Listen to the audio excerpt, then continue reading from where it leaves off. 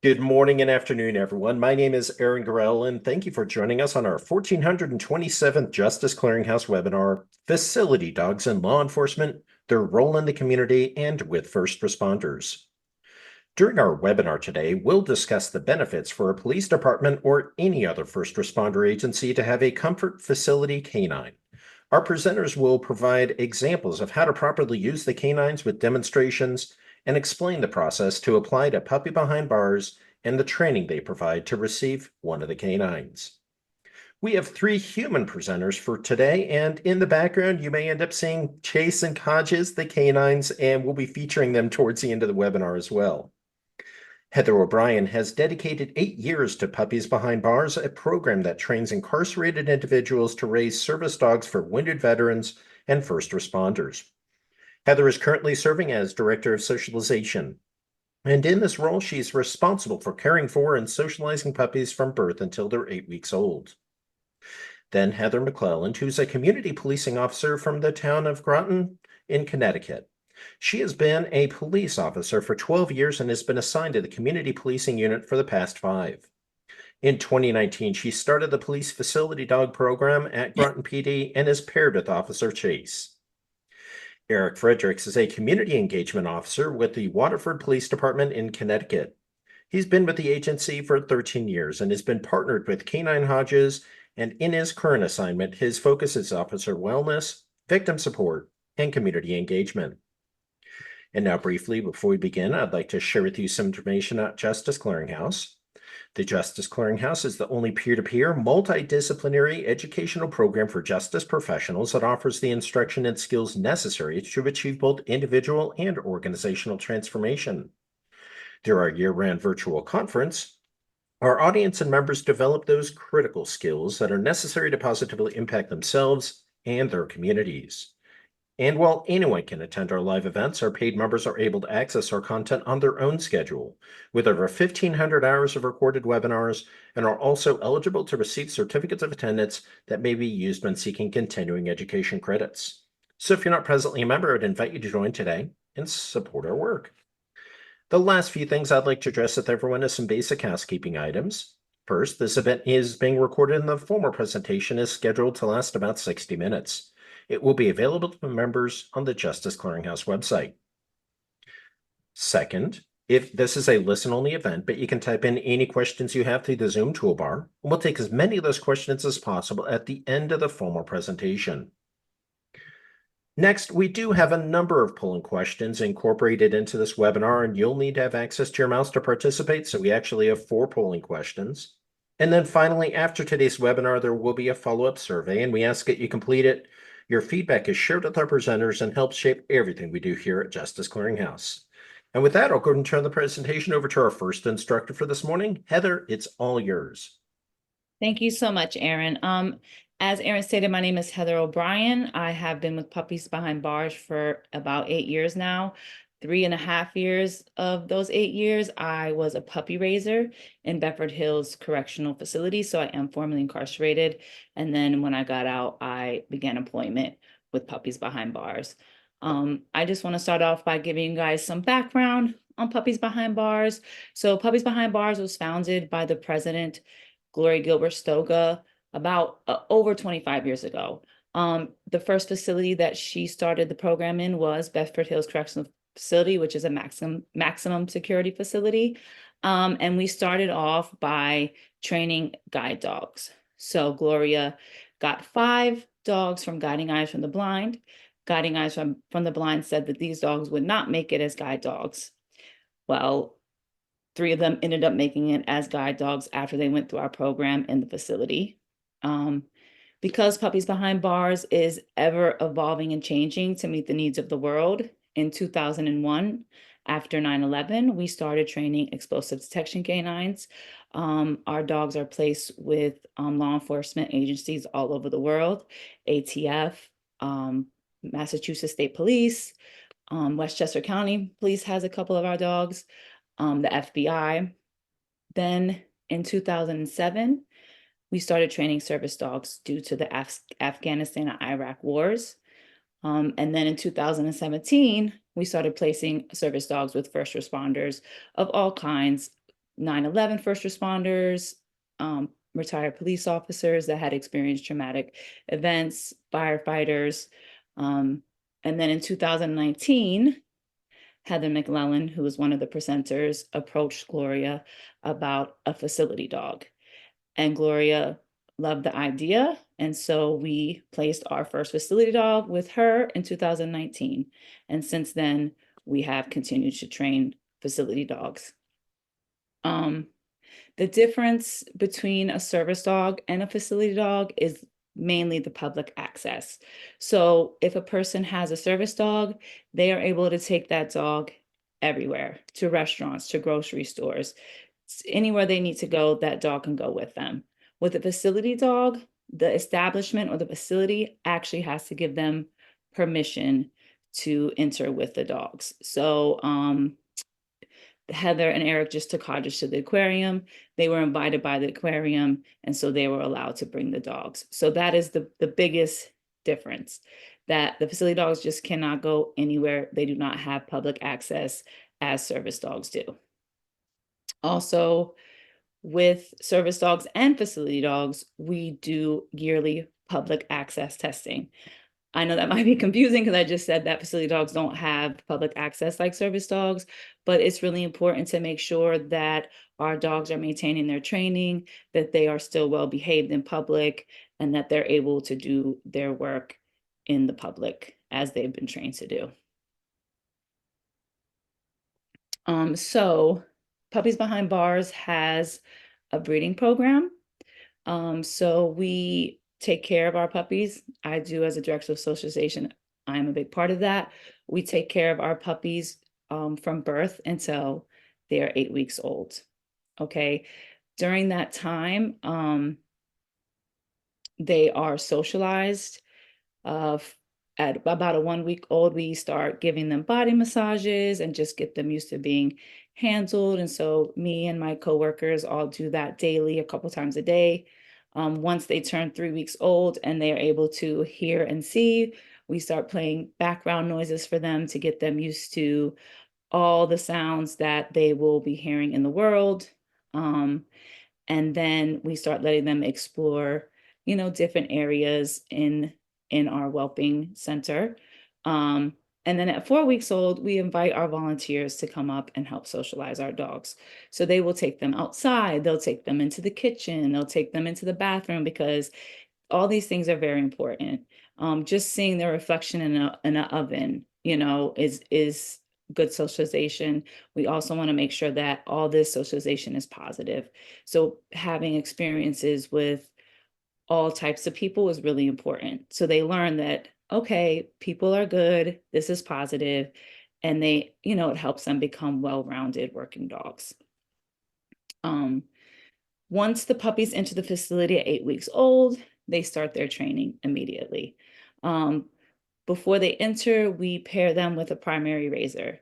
So to become a primary raiser, you have to at least have 8 months in the program. And show that you are dedicated and willing and ready to raise a puppy. We teach our dogs over 90 commands. And also we continue their socialization. So because our dogs are being raised in a prison setting, they are not, the incarcerated individuals are not able to socialize them to the world. So we have a wonderful volunteer base, and they will come and take them out for a couple hours, for a weekend, for an overnight. And they're really the foundation of our program, because without them, we would not be able to raise working dogs. So they are very important to us, and they do a great job with socializing our dogs. Something else that we do, we have our dogs go to different facilities. So we call it a swap. So we'll swap, 4 or 5 dogs to another facility, and then their dogs will come to the facility that the other dogs came from. And this is important because it shows us how well they adapt to new environments, how long it takes. We only have one women's correctional facility that our program is in. So it's important for our dogs to be able to work with women as well as men. and so that is another important thing that we do for our dogs to make sure that they are well socialized and, exposed to as many things as possible. Our dogs are usually fully trained between 18 and 24 months.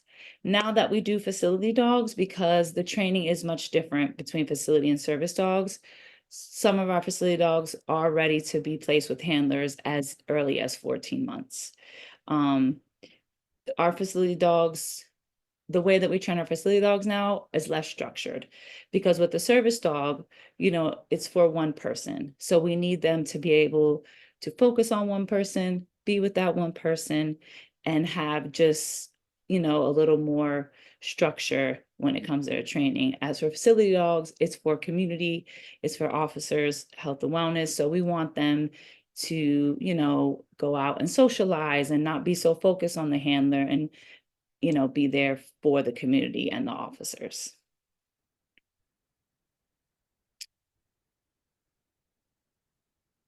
Oh, sorry. And I do want to say that we are in 6 correctional facilities in New York State as of right now. Those correctional facilities are Bedford Hills, which is the women's correctional facility. We are in Fishkill Correctional Facility. We are in Otisville Correctional Facility. Green Haven Correctional Facility was actually is the first maximum men's correctional facility that we have had our program in. We are in Eastern Correctional Facility and Walk Hill. Those 2 correctional facilities are strictly explosive detection canine training. And then we are just opened up in Sing Sing Correctional Facility. So there are some requirements that Puppies Behind Bars would like our officers to meet before we will accept you into our program. One is budget and care and maintenance for the dog. So whether you're going to get donations, your PD is going to fund that. And what that is making sure that you can purchase the food, any medication, vet visits. So that is very important that, the PDs have that funding to meet the needs for the dogs. Community policing officer position. 5 years on the job. We would like for the handlers not to have more than 1 dog in the home. The reason that we say this is because when there is more than 1 dog, those dogs have created a pack, right? And sometimes when a new dog comes in, it can kind of, mess up the pack and, maybe create issues between the dogs and our dog that's coming into the home. Exercise. Exercise is very, very important to Puppies Behind Bars. Yes, this is a working dog, and because of that, they need time to be a dog and exercise. And so that is a stickler. If you cannot exercise the dog properly, that is going to be a problem for Puppies Behind Bars. So that is really important to us.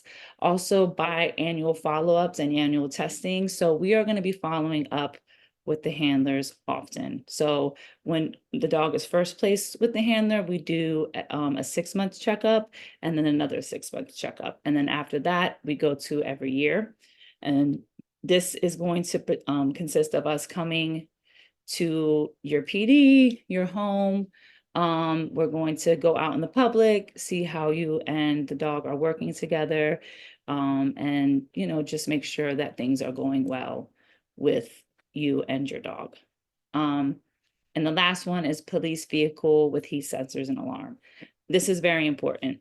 We understand that you guys are still police officers and things happen and you might have to go out on a call or, and have to exit your vehicle and you'll have the dog with you. So it is really important that you have that heat sensor and alarms, because that would be the last thing anybody would want if the dog is in the vehicle and does not have the air condition it needs or the air it needs while you are, doing your job. With all of that said, PBB is flexible with their selection requirements and will work with departments. So these are just the basis of what we require. but we are willing to work with your PD and with the handlers.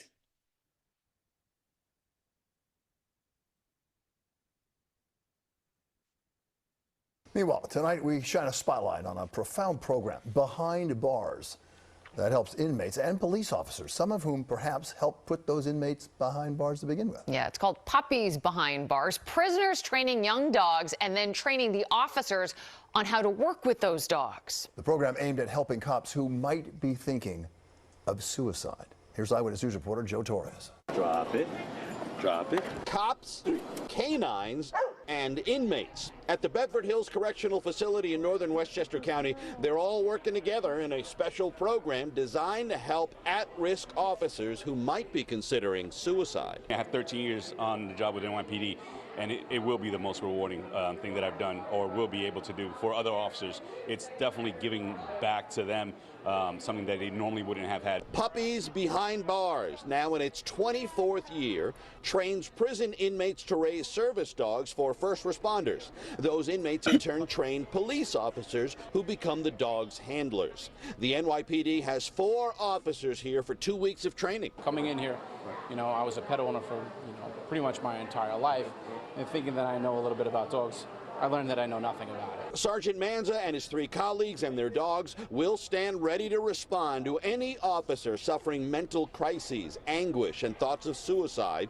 all of them keenly aware their intervention can save the life of a brother or sister in blue. It is really easy to go into a room, close a door, and start crying into the fur of a dog. And especially as a cop, it's not so easy to do that with a human being. Another ancillary benefit of this program, consider the irony. You have law enforcement officers coming to a maximum security prison to take orders from inmates. That builds respect on both sides. We watch the news, we see what's going on, and I'm sure it's very hard for them. So it is a touching feeling to know that our dogs can help them through it. The program's benefits are many: a sense of value for the inmates, a profound level of reward for the handlers, and life-saving comfort for officers enduring the challenges of being one of New York's finest. In Bedford Hills, I'm Joe Torres, Channel 7 Eyewitness News.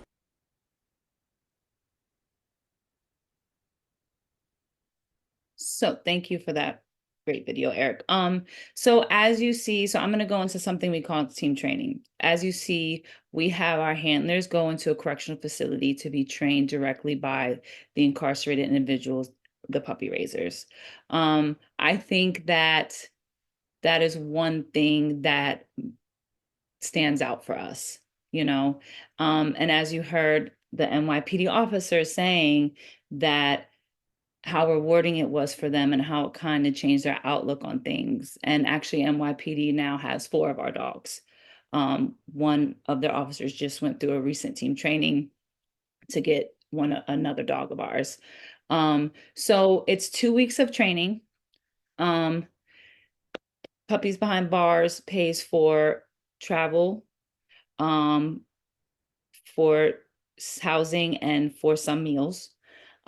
During those 2 weeks, you will be going into the correctional facility to get directly trained by the puppy raisers inside.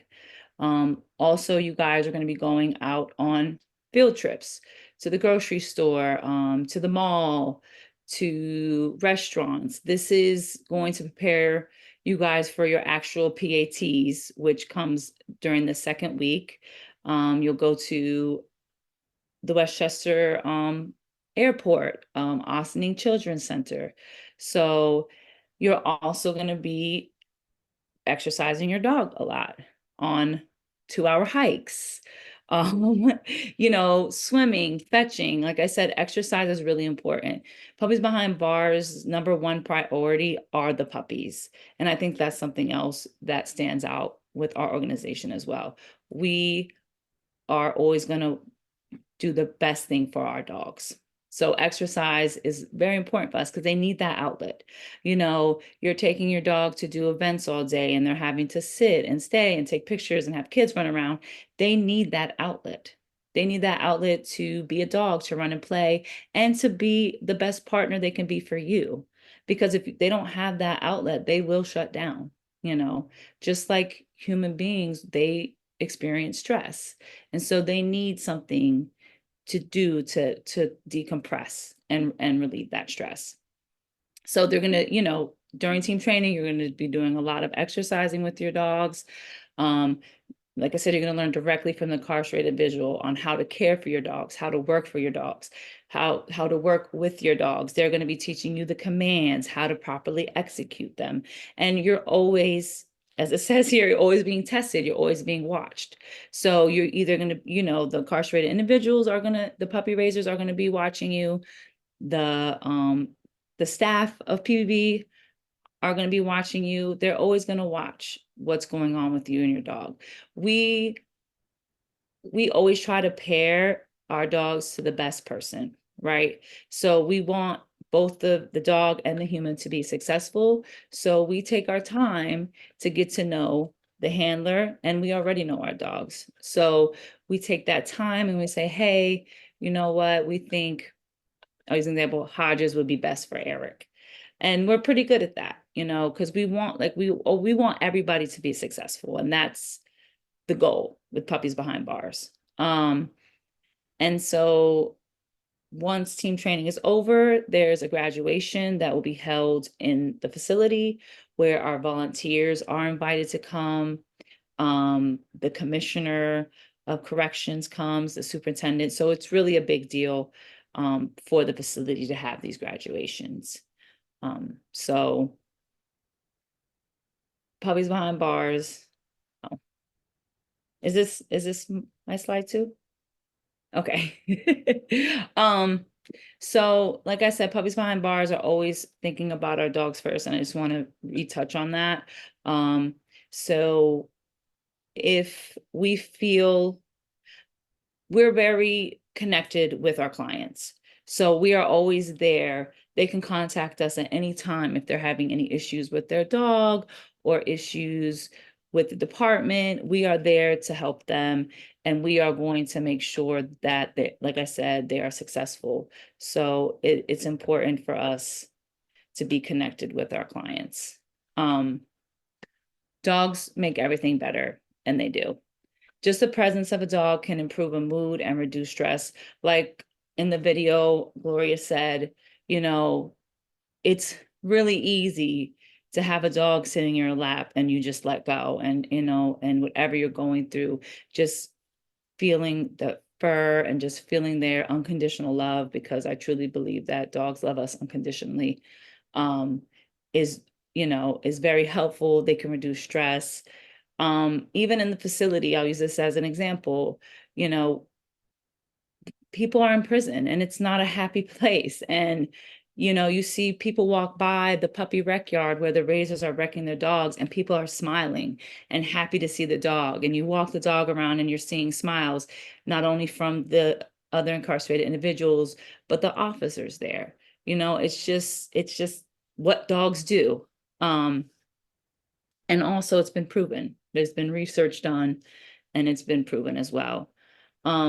So for the officers, you know, I think that having dog with them makes them more approachable. A Labrador retriever wagging their tail, you know, it just makes them more approachable and seem less threatening.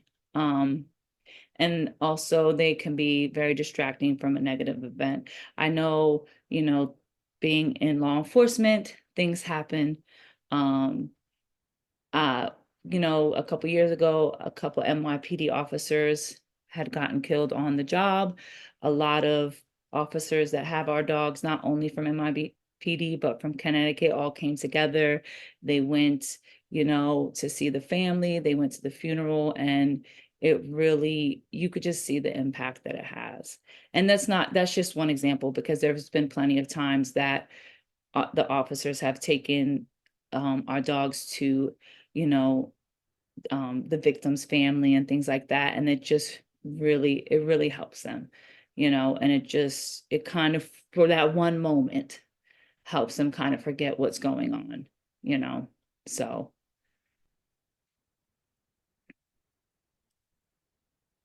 Aaron, I'm going to pass it over to you for the polling question. You bet. That first polling question should be open for everyone. We just wanted to know who's in the virtual classroom here. And you can see we have options with law enforcement, fire services, corrections and probation, victim services, and other. And we'll give everyone just about another 5 seconds. I want to make sure we can get back to the content here. Thank you all so much. I'm going to go ahead and end the poll and share those results. Oh dear. There we go. All right. So 41% of you come from law enforcement, 1% from fire, 24% corrections and probation, 15% victim services, and 20% other. Back to you. Perfect. Thank you, Aaron. We'll do a quick short video about how Puppies Behind Bars started transitioning to training facility dogs. Which leads us to our latest and perhaps most incomprehensible challenge. I never thought in all my life I would be in a prison taking part in something so monumental for NYPD. Incarcerated individuals and law enforcement working together in prison. Now we have facility dogs going to active duty police departments, and they're doing amazing work. Our mission, first and foremost, is for our officers. You know, we're looking to enhance officer wellness within our department. We saw firsthand the power of what that relationship was when we had those 2 police officers who were murdered at the funeral services at St. Patrick's Cathedral. Several of our dogs were there to comfort not just the audience, but the entire city of New York, whose hearts were broken. At graduation, one journey ends, another begins, but one constant remains. Dogs helping us all while dramatically changing lives.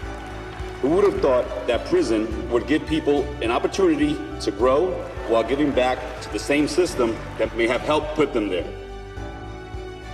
It's very hard to change people's opinions, but the work Puppies does can really do that. We hope that asking for help when it's needed and getting help in the form of a service dog can mitigate the feeling of utter despair.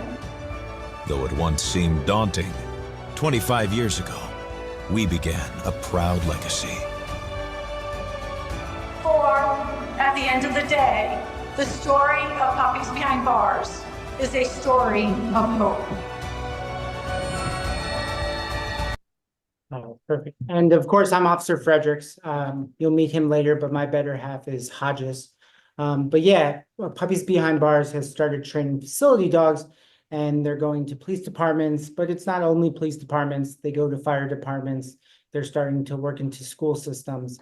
But like you know, any new idea at first, some police officers are like, hey, is this part of the canine unit? And we say, you know, they're not the same trained dogs as the Belgian Malinois or the German Shepherds, but those are the dogs that happen, you know, when the incident is active. And our dogs roll up when the incident is done, and you know, you need to work with the victims and the communities during like a debrief. So they are part of our canine unit, exactly. And we'll talk about what we use them for. Currently in Connecticut, you can see there's multiple agencies due to the success of Puppies Behind Bars. More and more agencies are popping up and getting these dogs because the benefit is so great, as we'll talk about. But it's throughout our state, and also there's states in New York, dogs in New York, Massachusetts, New Jersey. So it's not only Connecticut, they're nationwide. The biggest thing our dogs do is officer wellness. So Hodges walks around our police department all day long and gets pet for a living. Usually he hits up the people who have treats in their desk that they don't tell me about, but Hodges just wanders around the police department. And like we know with peer support, you know, not everyone wants to talk to me or give me a hug, but those big bad officers who don't want to talk about their feelings, I'll find them like down the hallway giving Hodges belly rubs. So he's just another way that officers can relieve stress, say they, God forbid, they saw a traumatic event. Speaking of traumatic events, we'll bring these dogs to like debriefs. Like we've said before, just having a dog in the room, you know, kind of lowers everyone's tension and gets people talking. If anyone starts getting upset, you know, I've seen it firsthand. Hodges will like go and sit at their feet and try to calm them and ground them. So in other ways, we go and visit, like God forbid there's an injured officer. If there's a funeral, we go down to Police Week for memorials, and we interact with the families of the fallen officers. So it's definitely really amazing to see, like we said, a good distraction for kids. Say we go to a funeral and that officer's kids are there, sadly, these dogs will interact with the kids just to be a pleasant interaction during a horrible day. Same thing with officer wellness and peer support. These dogs don't just give the department something to pet. You know, they're a different outlet for us.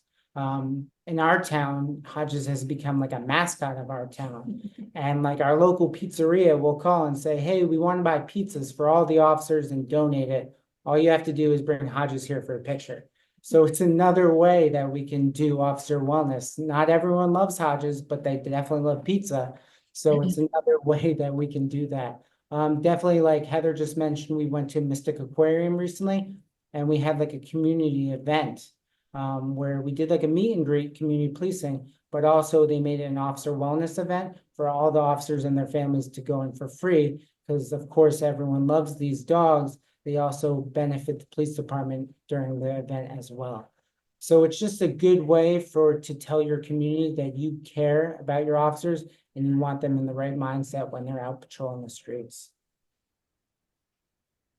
First responders, it goes with the same thing. We'll bring our dogs to non-law enforcement debriefs, say a traumatic incident happened with the fire department or at the hospital. We'll bring these dogs and they interact with them as well. We'll also make like pop-in visits to the hospitals and fire departments. And I think it actually scores like extra brownie points when we might need something from the fire department or hospital. They know, hey, they're that agency that has the cute dog. We'll help them a little bit more, of course. So it just builds bridges with our fellow law enforcement, fellow first responders, of course.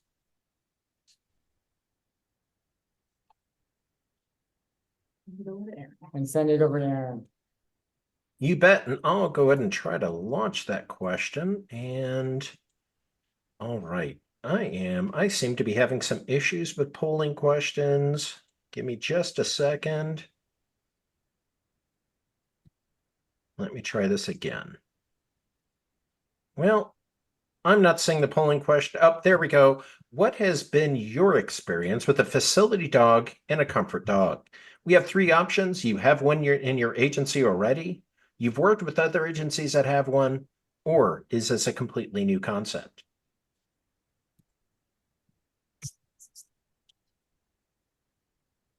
All right. And folks, I apologize. We seem to be having some issues with our polling questions. I don't know if you're seeing them right now or not, but you know, let me try this one more time. Yeah, it looks like something's going on. Back to you. All right, that's fine. My name is Heather McClelland. As Heather O'Brien mentioned, you know, the impetus for this was for us back in 2019 when I met Gloria Gilbert Stoga. It happened to be at the NYPD for a suicide awareness conference that it had folks from all over the world, not just in New York or the US, but everywhere. And you know, there had just been 10 completed suicides within that year for the NYPD, and you know, everyone was reeling, and we were trying to figure out, you know, what do we do? How do we combat this issue? And Gloria was there with a couple dogs, and you know, she had brought the dogs for you know, for officers who were kind of getting ready to retire and to get them as service dogs for PTSD. And I was lucky enough to talk with her and, you know, kind of pitch my idea about having a dog for officer wellness in our police department. And the rest is kind of history. So while that was really the kind of the first and foremost, kind of the tip of the spear for us was officer wellness. It's been really amazing to see what other things we're able to do with our dogs. And Eric and I work 10 minutes from each other. That's why we happen to be on the same screen. We do a lot of work together. You know, it's with victim support. There's more than we would like to see, but it's a big part of what we do. And I think for me, it's the most impactful because we really get to see our dogs shine with what they are good at. We're going to show you some of the commands that our dogs can do to kind of help calm and, bring somebody kind of who's in a state of crisis, kind of let them get grounded for a minute by being with our dogs. So, the dogs have this kind of, sixth sense about them when they, like Eric said before, they recognize that person who needs something or gravitate towards people who are maybe having an emotional time. And I think that is not only in their nature, but, being raised in the prison, having that sense and that understanding that, even the puppy raisers going through trauma may have some PTSD themselves. So they've been around that kind of emotion for the duration of their life. So what they provide for us is a really great kind of bridge to victims. When we talk about victims, it could be anyone from, a family just got in a car crash, there's little kids involved. We might bring the dogs to see them afterwards to kind of calm them down, maybe settle the distraction. Eric and I do a lot with our court system. We work with the victim advocates in our courts. And we've actually brought Chase and Hodges to be there for testimonies of juveniles in serious cases. They seem to work really well with kids, and really take them out of that trauma that they're having to re-experience over again by going through that testimony. So we'll let them sit with the dogs either. We've done it in the courthouse on smaller scales, but mostly we do it kind of in the victim advocate office before and after they testify.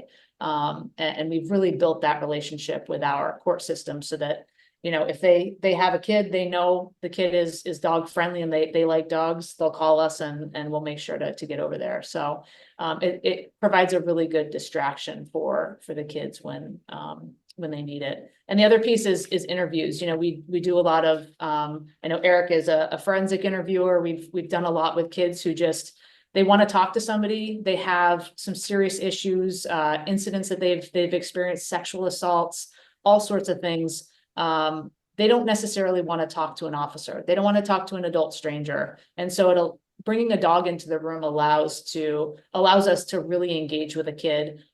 There's a command we'll show you later called Tell Me a Story that was pretty much designed so that a victim can tell their story to the dog. They don't have to tell their story to a human and kind of have them get re-exposed to that trauma. So we use that command a lot when we're working with victims.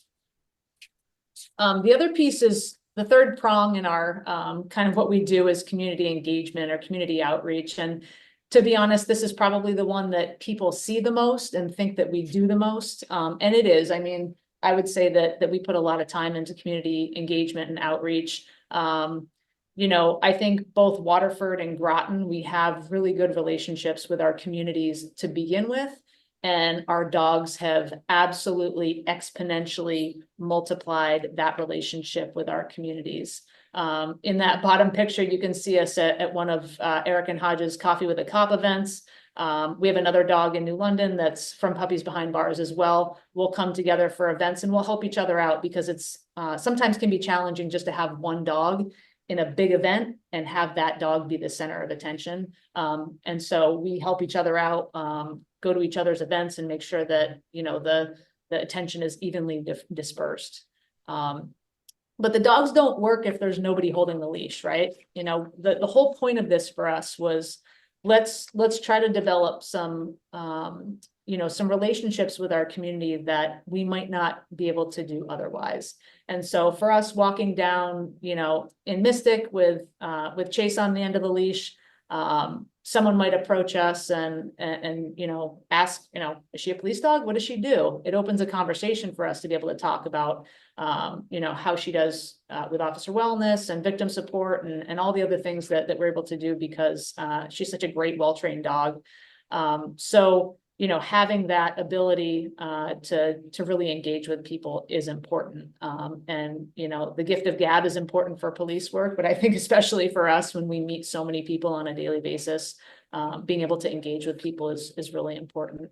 Fundraising is a huge thing. Eric mentioned, people throwing pizzas at us in a good way. A lot of people want to be part of a police department that, is really out for the community. We're there because we want to engage in the community. And so a lot of businesses, organizations really want to be part of that and, donate to our fundraising events and, Special Olympics, toy drives, all that kind of stuff. People are inviting us to their businesses, to their organizations because they want to be part of this.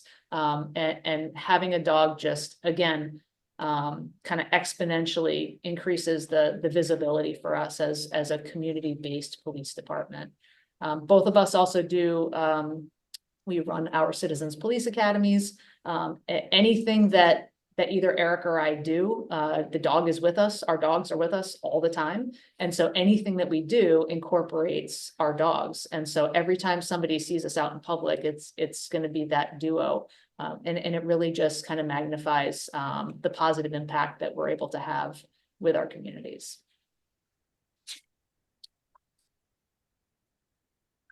Yeah, again, the different roles that the officers have with these dogs.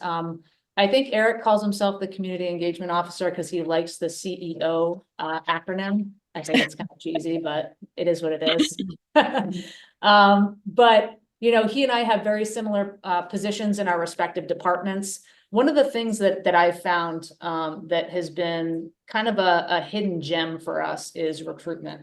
The younger generations that we're recruiting now and the types of really kids that we are targeting in our recruitment efforts, they're all about Instagram. They're all about, the digital world and interacting that way.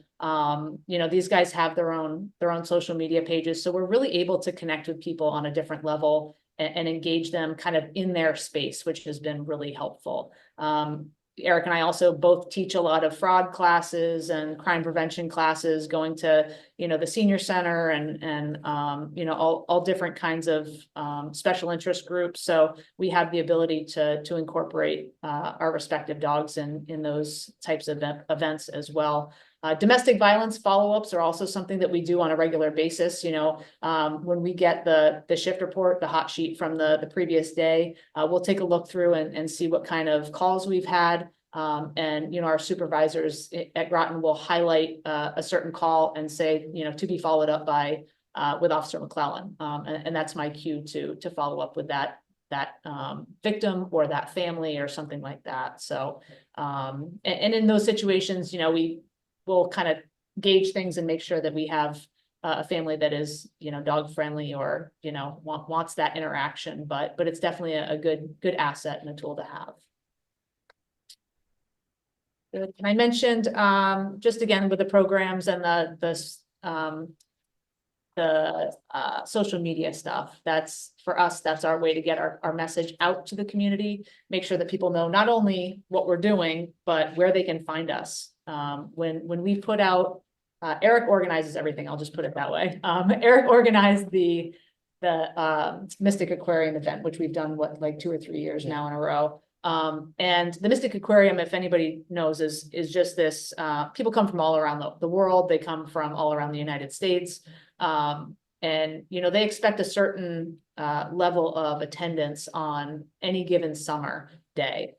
When we were there on Monday or Tuesday, they said that people had been calling the Mystic Aquarium asking specifically about, when are the dogs going to be there? We want to make sure that we come during that time that the dogs are going to be there. And we had eight or 10 other dogs that were there for a crowd that was not only there for Juno the beluga whale, but who goes to an aquarium to see dogs? Believe it or not, a lot of people go.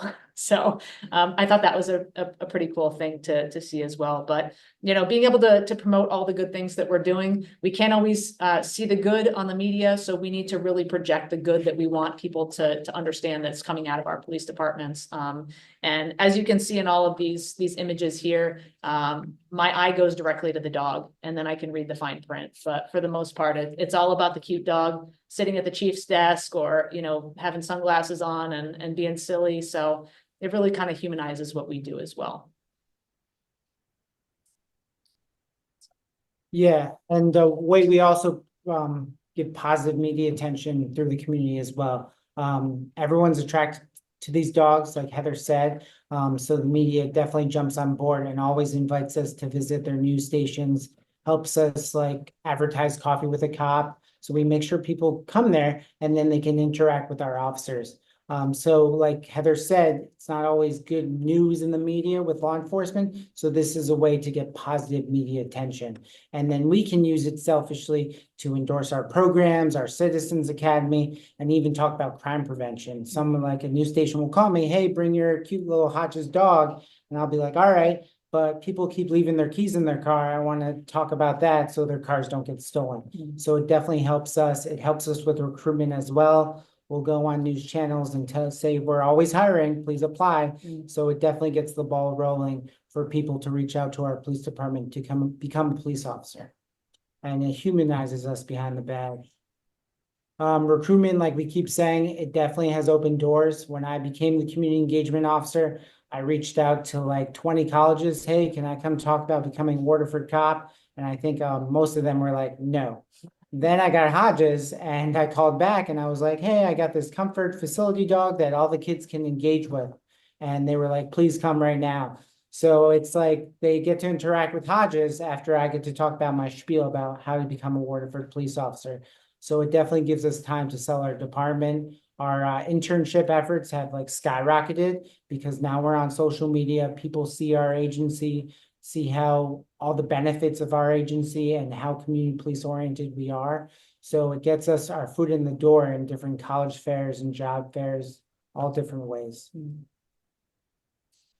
Like Heather O'Brien said, Puppies Behind Bars does suggest a community engagement officer, but that's not the end all be all. If there's a department that definitely needs one of these dogs, when Bristol had those 2 fallen officers, they didn't have a community officer position, but they knew that they needed a dog there. So that dog at Bristol is on patrol, engaging with everyone on roll call and different shifts. So they'll definitely work with you when the dogs are on patrol. They want them in a canine cruiser with heat sensors, things like that. And there are benefits to have these comfort facility dogs on the road. You can have that immediate contact with those kids that are suffering from incidents or mental health crisis. So it definitely has its benefits when you're working the road and just driving around with your dog. You can go to those calls where you need that immediate action with that dog. Also, these dogs sometimes are with school resource officers at high schools and colleges. And it's pretty much the same thing. Like we do officer wellness, but now it's pretty much like college wellness. Like that dog will interact with all the students, all the professors, all the teachers, and it just lets everyone pretty much relieve stress and grow that community. You know, not always police departments and college campuses have the best relationship. So the dogs here are like a bridge to bring those people together. The officers who are on college campuses say whenever they bring their dogs, they're like meet an officer day or junior citizens academy attendance like skyrockets because these dogs definitely bring people together. We talked about before social media. It's the day and age. So it's definitely a way to get everyone like different eyes on our police department and to show the good things about police departments and what they do. So it's just a way for everyone to talk. We usually run Instagram accounts and then also Facebook accounts.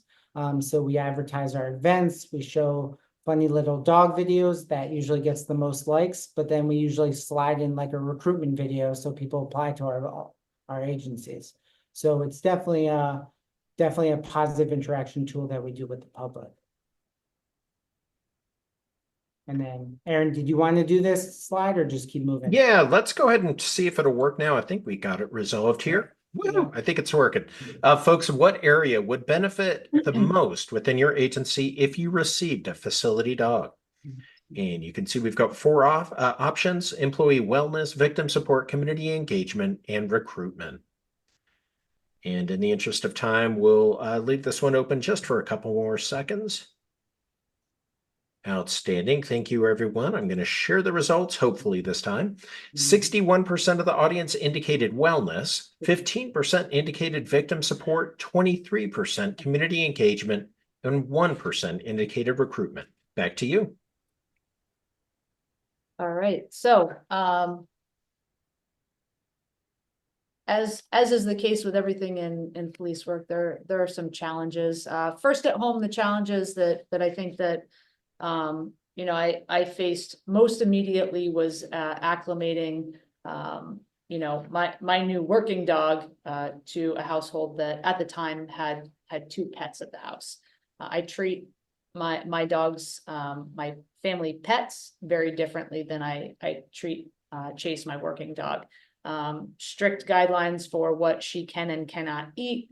You know, I don't want to really take away from any of the training that's already been taught and instilled to her. So need to make sure that commands are sharp, and if anything, I think you know, I now have one other dog at home. My other dog has kind of fallen into step with doing the right thing, and so you know, it's been a challenge turned into something definitely more positive. But you know, all of the dogs have different personalities. You know, you'll see when we do some commands, the commands that Eric chose for Hodges and the commands that he chose for me and Chase are different, and it's because they're the ones that they're the strongest at. And so, you know, Chase doesn't necessarily like giving belly rubs or having belly rubs. She doesn't like being on her back unless it's on her terms. And so, you know, there's certain things that you just kind of have to work with and make sure that you're doing what's best for the dog. Like Heather O'Brien said, in the end, it's about the dog. It's making sure that they're happy, they're comfortable. You know, they go through enough stress during the work day. We want to make sure that they don't have any more added stress at home. And again, maintaining, you know, our skills that and commands that we already have in place and the bond that we have in place, so that we can have that yearly public access test and be successful each and every time. Can I just say something, Heather, about Yes. that? So I'm glad that you brought that up, because Puppies Behind Bars will give you the tools that you need. So before going home, we're going to make sure that you have the tools and the understanding you need to get through, you know, the acclimation period and just getting to know your dog and understanding your partner. So yeah, absolutely.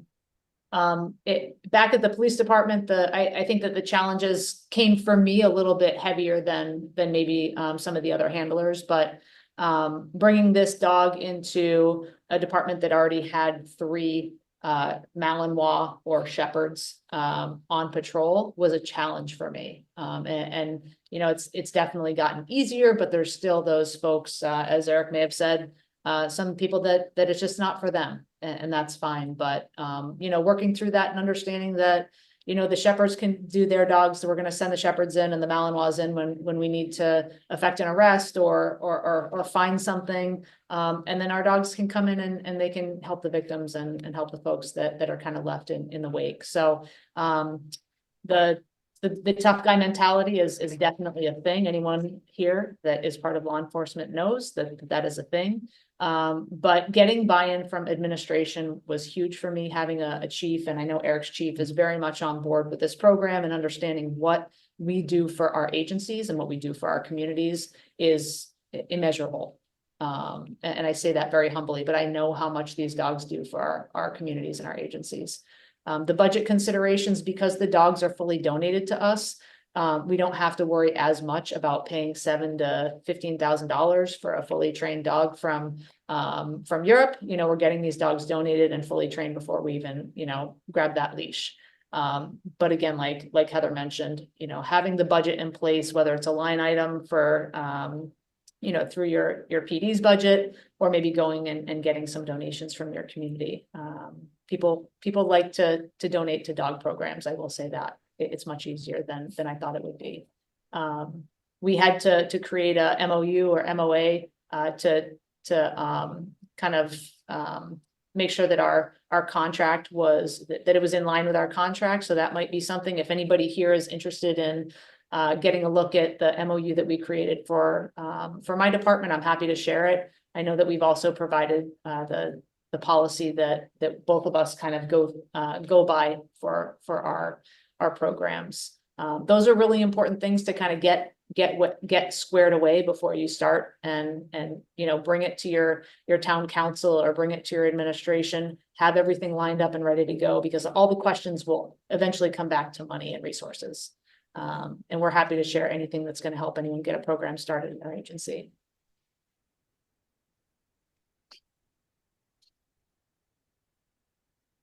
All right. As we've been saying, there's really no area of Groton, Waterford, or anywhere else that hasn't been touched by the presence of our dogs. And I think we're still finding new ways to utilize them, which is awesome. I think the most important thing is we don't want to overuse them. You may have heard groans in the background. I think they're sick of us talking, but you know, our dogs work a lot. You know, they work every day. They deserve the breaks and the fun times that any dog needs. But you know, the impact that we've seen them have in our communities and beyond that is pretty awesome for us. And most importantly, Aaron, we want to know what color lab is your favorite? Absolutely. And that question's open for everyone. Options are black, yellow, chocolate, and love them all. I think I already know which one's going to be the winning vote here, but I know what I would vote anyhow. I'm going to end the poll. Thank you all so much for participating. Over 2/3 of the audience indicated that they love them all, and then 11% indicated yellow, 12% black, and 7% chocolate. Back to y'all. Yeah. All right, so I know you guys are probably sick of seeing humans, so we'll let you guys see the dogs here. Let me just grab one thing. The ever important treat pouch, just in case Chase decides that she's not as interested in me. Chasey. Oh. Yes, good job, good peekaboo. So peekaboo is one of those commands that we use, not just for position, to get the dog out of the way and be able to do what we do, whether it's, you know, paying for something at the cashier or speaking with somebody in public and having the control of the dog. But this is actually a pretty cool grounding technique for me right now.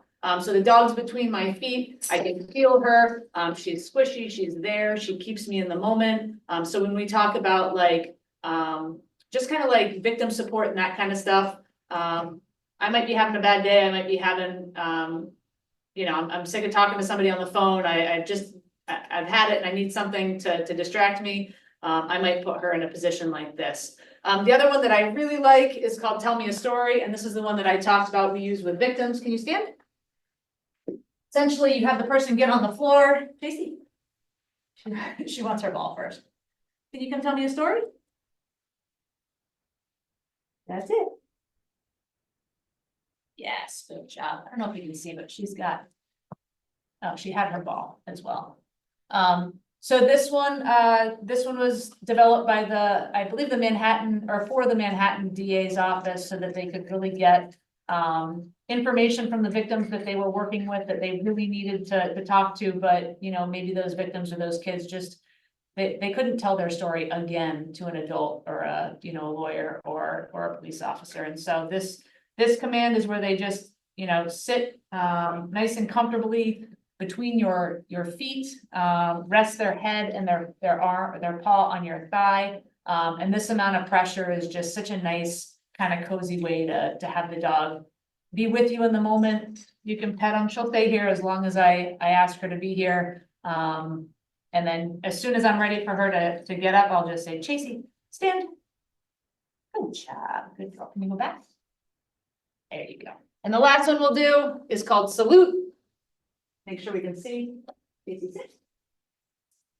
Make sure everybody can see you and not me. Chase, salute.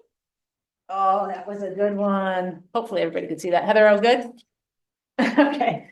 All right, we'll let Hodges do his thing. Hodges, it's your turn. Hodges is vacant for some treats. Hodges, I know you want to go play with Shane. You can't wait. Hodges, watch me. So we use the watch me command. That's always a command where no matter what, they get a reward for that. Because we'll be like hiking in the woods and maybe we won't see them. When I say watch me, he has to come to me and look me in the eyes. And then they'll always come back to us when we're hiking. Your treat. I just sit. I know Chase is over there. But not every person wants like a fun kiss from Hodges. So he'll also do like high fives. Hodges, high five. Yes, Hodges. Yes, high five. And then there's funny like different interactive commands. Say someone doesn't want to touch the dog. Hodges, take a picture. Yes, Hodges, take a picture one more time. I just take a picture. Good boy. Yes, take a picture. All these commands we learned when we were with Puppies Behind Bars training. And then also you can teach your dog different commands with the method that Puppies Behind Bars teaches you. They're very food oriented. So if you give them some treats, they'll definitely learn new tricks. So Hodges just learned selfie. Hopefully he doesn't take my head off when we do this. Hodges, selfie. Good boy. And you can take a little cute selfie. All right, all done. Good boy.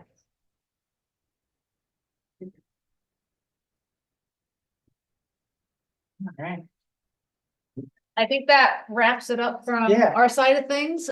We are happy to answer any questions that you guys have for us. We'll let Erin kind of take the lead on that. Fantastic. Could I ask you guys to go to your contact information slide? I think it might be the Oh, next yeah. one or the one after. We've got a number of people that were asking about the MOUs. And so folks, please do feel free to reach out to Officer McClelland. You can see the email there on that second line. And I do want to thank you, Heathers, Eric. Thank you so much for a really great webinar. Thanks for a wonderful presentation. It's always a joy to see dogs, even remotely during a webinar. Folks, if we don't get to your question, again, please do reach out to our presenters using those emails that you see on your screen. And then our next wellness-related webinar is scheduled for August 20th when Kim Colgrove is back with us to discuss Wellness Warrior Style, how to live, work, and retire health. If that sounds like a webinar you might be interested in joining us for, please go to the Justice Clearinghouse website from the menu bar, select webinar schedule, and you'll find that event again on August 20th. All right, if you're ready, I'd love to start going through some of these questions. And by the way, Heather O'Brien, you're looks like you are muted right now. All right, first question, a number of people, including Susan, asked this. She was wondering, have you considered shelter pets for this program? So we do not consider shelter pets for this program. And one of the reasons we use Labrador retrievers for a couple of reasons. One is because they are highly biddable and highly trainable. They are very food motivated, as Eric had mentioned a few times. So they're easily trained and they're naturally wanting to please, like it's innate in them to want to please and want to be with people. So it's important for us to make sure that we have the best dogs that we can. As far as shelter dogs, we just don't use them. And that's our choice is to do Labradors for those reasons. And I'll piggyback on that question. I know there was a department in Connecticut that got a dog from a horrible incident where dogs were being beaten. I'm not saying all shelter dogs were being beaten, but they got a dog that was being abused. And we're like, oh, it will be a great PR story to make it a comfort dog. And it was a great PR story, but the dog didn't like people because of its history and things like that. So it's always hard if you don't know the dog's background. Got it. All right, that makes sense. Next question goes to Maria. Would a sergeant at a jail be considered to receive a facility dog? So like I said, Puppies Behind Bars is ever growing and changing to meet the needs of the world. So right now, we do not have any of our dogs in a correctional facility. That does not say that we would not be willing to do so. So I will suggest that you reach out to my coworker, Nora Morand. And if you want to write this email down, it's the same as mine, except for nora@puppiesbehindbars.com. Super. Okay. Next question goes to Megan. Are there any of these types of programs in the Midwest? She's in Iowa. I'm not sure if there is, but we place our dogs all over the United States. We have dogs in California and Hawaii and Michigan and Florida and Kansas and Pennsylvania.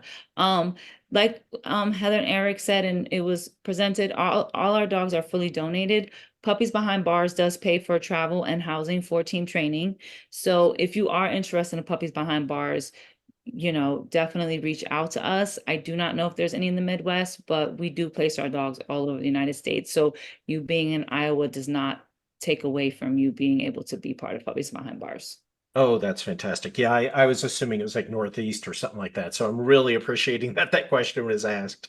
Yes. All right, we've got a couple of folks that are asking questions about how to advocate for the inclusion of an animal First up is Kevin. We've experienced resistance from our court partners with dogs being part of the treatment docket and victim services teams. What is the best way to advocate for their inclusion? Yeah, we actually, it wasn't necessarily a smooth process for us getting into the court system. You know, I happen to know one of the victim advocates that's involved in our geographical area court. Having that, I think having that relationship prior definitely helped. Also just having, you know, we're a little bit smaller in terms of our different communities and our municipalities. And so, you know, we know a lot of the prosecutors, we know a lot of the judges, we spend a lot of time, you know, going to court, picking things up, picking up warrants, that kind of stuff, just having conversations with them and letting them understand what the dogs do. We'll bring our dogs to the clerk's office and just let them run loose in the clerk's office, and they absolutely love it. And so I think establishing that kind of relationship first and letting them see the dog's demeanor. You know, I think one of the fears with courts is that the dog is going to do something, or there's going to be a prejudice on behalf of the jury if they hear the dog bark or whimper or anything like that. When we've had the dogs in the juvenile courts, and we've tested it out to make sure, you know, the dogs are just so calm. They are just happy to be with people. And so, you know, we can rest assured knowing that, like, you know, I hand this dog off to a kid who's a victim who we've met before and who we've, you know, established a relationship with, so that we're not just handing the dog off to a stranger. They're going to be good with the dog, and the dog's going to be good with them. So it takes a little bit of work, I think. Yeah. But the relationships, I think starting from that point is really important. All right, outstanding. All right, next question is, folks wanted to know whether or not you would consider a civilian personnel working in a policing agency as a handler. Once again, Puppies Behind Bars is always open to anything if we feel like it's the right thing to do. So you should definitely reach out to Nora at puppiesbehindbars.com. Standing. Okay. Next question goes to Michael. Is the tell a story command used in forensic interviews? And if so, has anyone ever asserted that it's leading?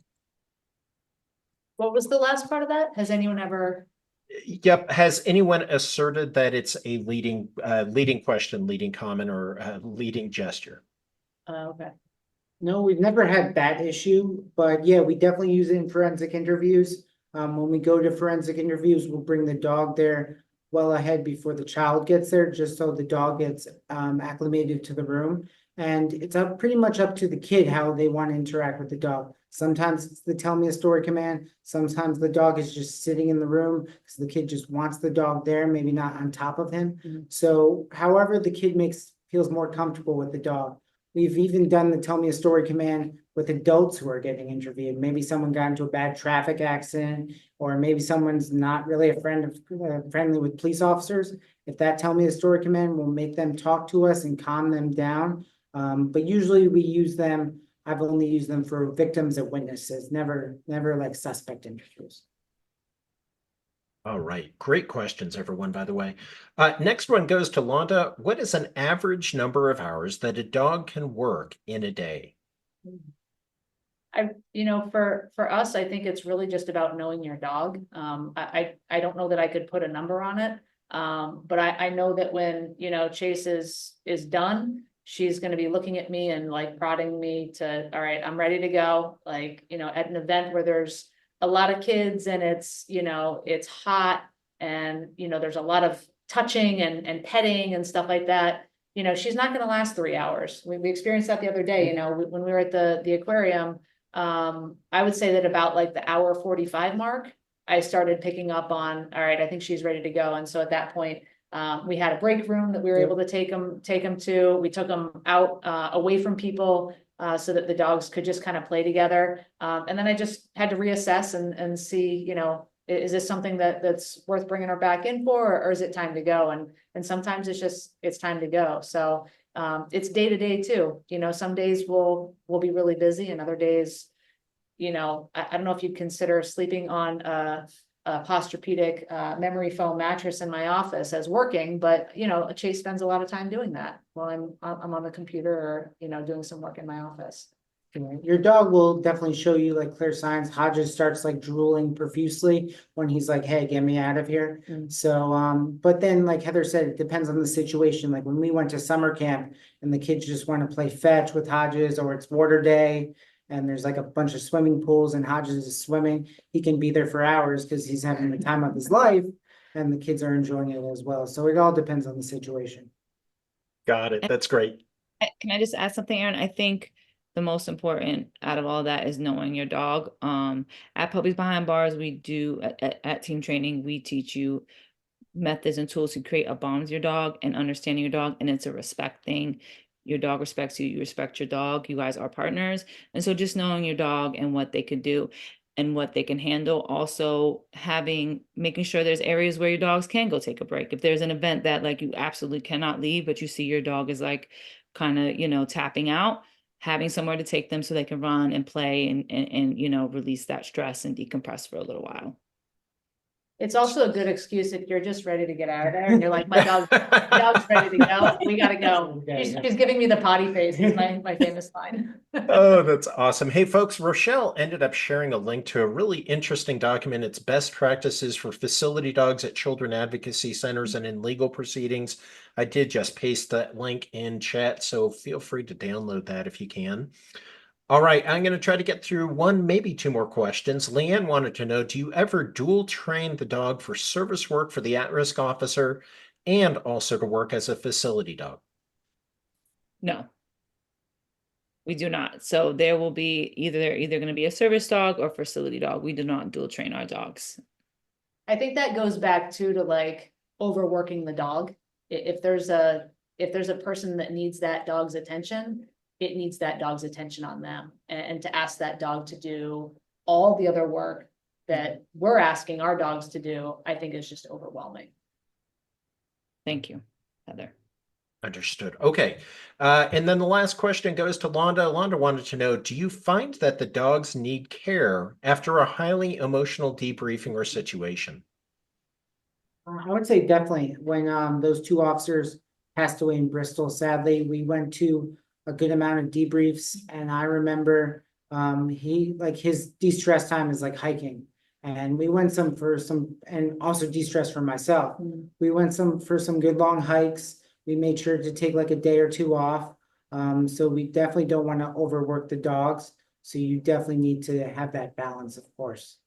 And I think that kind of brings to the forefront, you know, the amount of stuff now that because we're bringing our dogs into the situation, like we're bringing ourselves into all these traumatic situations where we're trying to help people, and you know, we're peer support officers as well for our agencies and for essentially the state of Connecticut if we're asked to go out to things. So, you know, it's now a combination of like making sure our dogs are okay and making sure that they're getting what they need, but also, you know, recognizing in ourselves, like, all right, well, my dog might be okay, but I need a minute and I need to kind of take care of some things.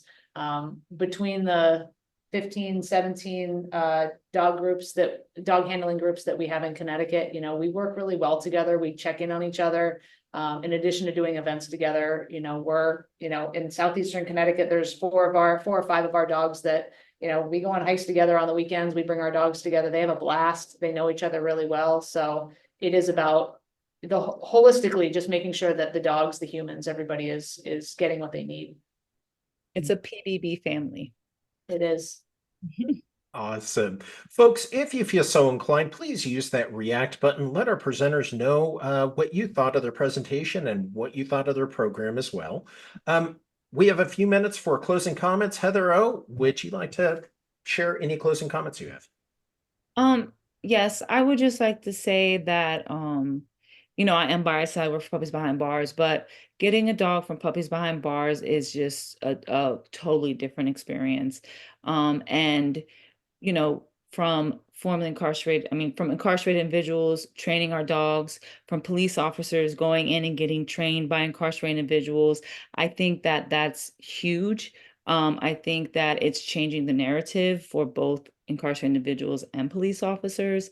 I think because our dogs are being trained by incarcerated individuals, they are, you know, getting the love, the care, and their training that they need 24/7. And like Heather said, they're kind of like service dogs before they actually become service dogs, because incarcerated individuals do go through things, and, you know, having that comfort of that dog is, you know, is important. And I just think that Puppies Behind Bars puts their dogs first always, and that we are just a wonderful organization. And I'm, you know, happy and grateful to be a part of it. And I'm sure Heather and Eric feel the same way. Yeah, I know we went through a plethora of information. So if anyone ever wants like copies of this or policies or anything, reach out to Heather and I, and we can even talk to your admin, which we've done before for other agencies. People think these are just dogs that get pet for a living. They do get pet, of course, but they bring so much more to the table. So definitely reach out to us if you have questions.